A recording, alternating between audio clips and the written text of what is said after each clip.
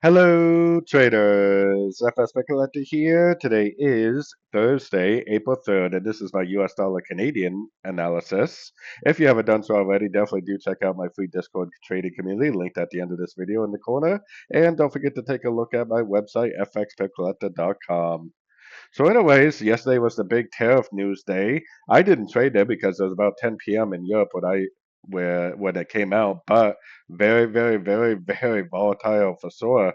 Looks like we just ended up continuing the downtrend. If you go all the way up to like the weekly, I've been saying for months and months that this was going to turn into a big, big old giant downtrend. So I think it's playing out exactly as I hoped.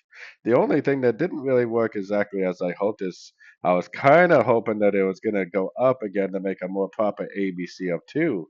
But instead, what happened is I think it just made a smaller ABC, and then it made one, two, three, four, five ways down, ABC. I think this is a one. I think this is a two. I think we're in a wave three. I would keep an eye on Fibonacci retracement levels for areas of resistance, but I definitely would be recommending nothing but shorts in a downtrend right now. So going down to the 1 hour time frame, I definitely am recommending shorts. I definitely wouldn't try to go short right now at the bottom of a big giant move, but I definitely would be waiting patiently for three-way pullbacks to go short for the continuation of the downtrend.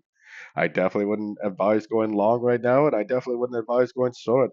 Really, the trading strategy is to already be holding a short from up here someplace and looking for an exit. Or the trading strategy is to go down to an even shorter time frame and look for three-way pullbacks like this right here to go short again for the continuation of the downtrend.